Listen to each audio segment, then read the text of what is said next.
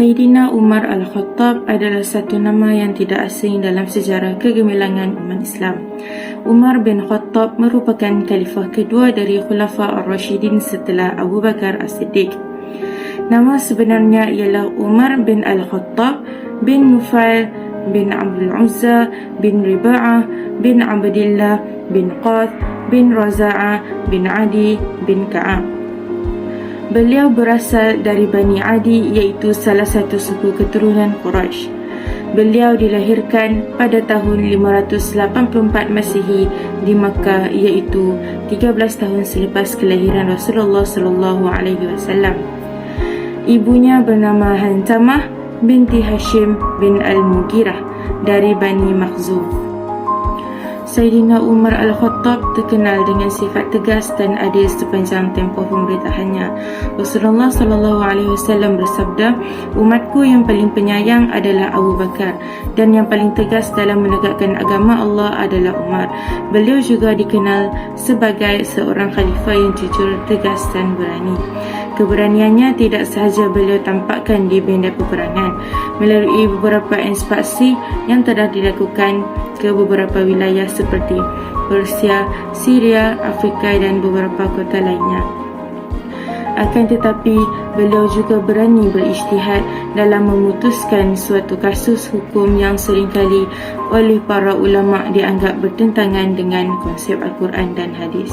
Beberapa keputusan hukum seperti persoalan qadimah, jumlah talak, kasus mu'allaf, hukuman potong tangan dan lain-lain merupakan sederetan contoh ijtihad progresif yang pernah diputuskan oleh Umar.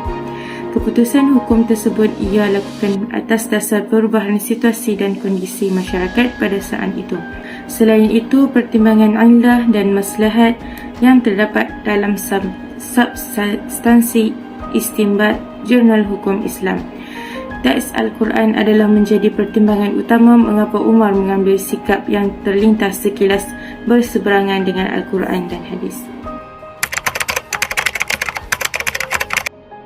Ijtihad Ibnu Umar Al-Khattab dari segi masalah talak. Pada zaman Rasulullah dan sahabat Umar, jika seorang laki-laki menjatuhkan talak kepada isterinya dalam satu majlis, maka talak tersebut dinamakan talak raj'i ataupun talak satu. Demikianlah ketentuan menurut ijma' dan sunnah sahabat setelah itu. Sekalipun ketentuan terjadi masa Nabi dan sahabat demikian, pada masa Umar ketika menjabat khalifah kedua, Umar pernah memerintahkan agar talak sepertinya dianggap sebagai talak bain, iaitu talak 3. Mengingatkan kebiasaan seperti itu di kalangan masyarakat Arab dijadikan sebagai tradisi.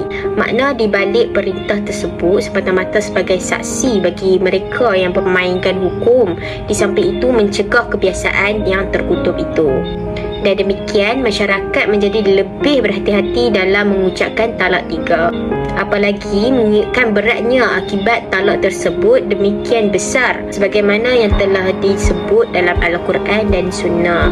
Muhammad Syakir sebagaimana dikutip Amir Syarifuddin mengatakan bahawa tindakan Umar atas perubahan tradisi perilaku talak tersebut merupakan kebijaksanaan beliau sebagai kepala negara, dan ini dapat dikelompokkan sebagai kebijakan politik hukum.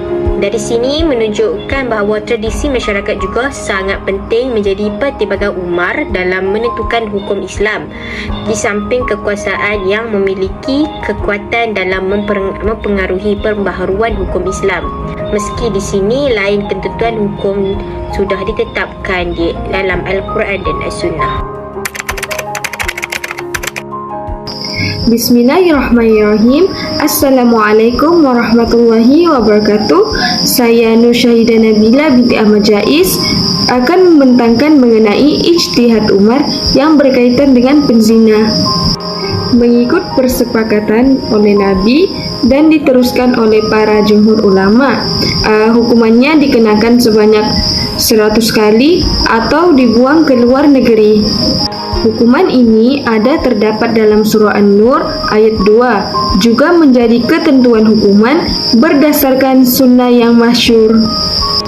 Umar berpendapat bahawa pada masanya dia pernah mengasingkan Rubai'ah binti Umayyah bin Khalaf yang kemudian pergi ke Romawi, namun baginya tidak ada kemaslahatan mengenai pembuangan ke luar negeri. Umar juga berkata, dia risau akan orang yang dibuang negeri itu akan bergabung dengan musuh Islam.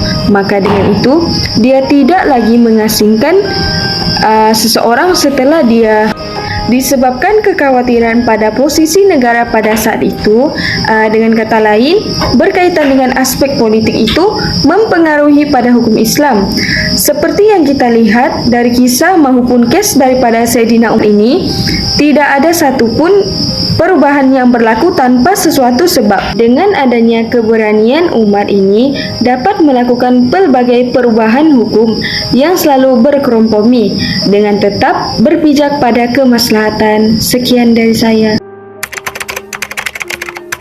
Yang ketiga, masalah hukum potong tangan. Hukuman yang diancamkan terhadap pencurian menurut Islam adalah hukum had, iaitu potong tangan.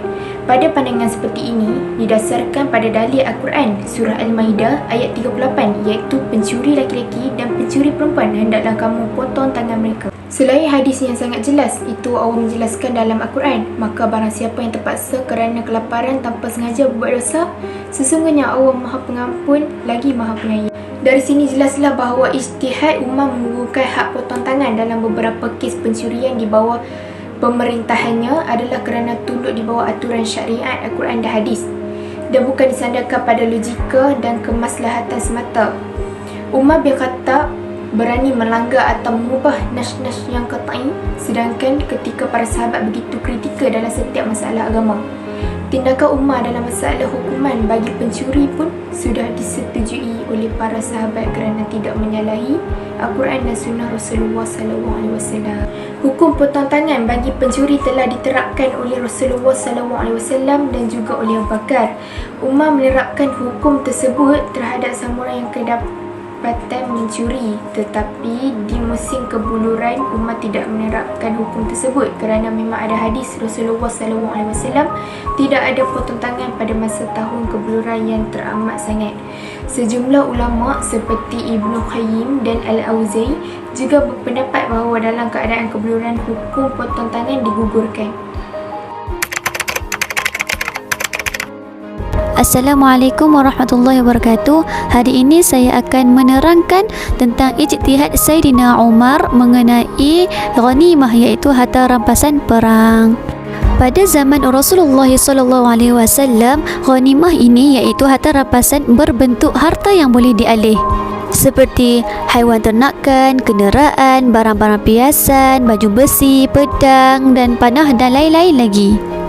Serta ghanimah di zaman Rasulullah SAW akan dibahagikan kepada 5 bahagian, iaitu 1/5 akan diberi kepada fakir miskin, manakala 4/5 akan diberi kepada tentera yang pergi berperang bersama. Akan tetapi ketika mana pemerintahan Sayyidina Umar Al-Khattab, pembahagian ghanimah ini iaitu harta rampasan telah diubah, iaitu zaman Umar Al-Khattab, harta rampasan perang iaitu ghanimah terdiri daripada 2 bahagian, iaitu harta yang boleh dialih dan harta yang tidak boleh dialih. Contoh harta yang tidak boleh dialih seperti tanah. Oleh itu, Umar tidak membahagikan tanah-tanah tersebut mengikut bahagian yang dilakukan di zaman Rasulullah SAW. Malah Sayyidina Umar memulangkan tanah tersebut kepada pemilik asal dan dikenakan cukai kharaj, iaitu cukai tanah, dan hasil daripada cukai tersebut Sayyidina Umar akan masukkan ke dalam perbendaharaan negara Islam. Sekian daripada saya, semoga bermanfaat. Kesimpulannya, pelaksanaan dan kejayaan dalam pentadbiran yang telah diperkenalkan oleh Khalifah Umar Al-Khattab berkaitan dengan asas yang telah dilakukan oleh Rasulullah SAW dan Khalifah Abu Bakar As-Siddiq. Khalifah Umar Al-Khattab telah memperkenalkan sistem pemerintahan Islam secara meluas di samping membentuk empayar Islam yang lebih kukuh. Kejayaannya dalam mengibarkan panji-panji Islam mengundang rasa iri dan dengki di hati musuh-musuhnya. Salah seorang di antara mereka adalah Fairuz Abu Lu'lu'ah bekas pembantu Mughirah bin Syu'bah. Ini telah mengakhiri hidupnya dengan cara yang amat tragis. Abu Lu'lu'ah telah menikam Sayyidina Umar semasa sedang mengimamkan solat subuh pada Rabu 26 Zulhijjah 23 Hijrah. Selain itu, ijtihad Umar tentang hukum Islam dalam beberapa kasus adalah berdasarkan penangkapan dan pemahaman yang padu, integral dan otentik guna mewujudkan kemaslahatan umat Islam, yang merupakan intisari dari tujuan hukum Islam. Ia menjalankan kebijakan hukum Islam dengan memperhatikan perubahan sosial yang sedang berkembang dengan cepat. Sekalipun ijtihadnya seolah-olah berseberangan dengan ketetapan nas, tetapi sebenarnya Umar dapat dikatakan mampu menangkap prinsip-prinsip umum al-usul al-kulliyat al-Quran. Pemikiran-pemikiran Umar melalui ijtihadnya bukan sahaja telah diterima dan dijalankan secara luas oleh masyarakat Islam pada saat itu, tetapi juga telah memberikan alternatif baru dalam keberanian menafsirkan Al-Quran dan As-Sunnah. Rasulullah SAW yang kemudian ternyata telah memberikan kontribusi yang sesudahnya.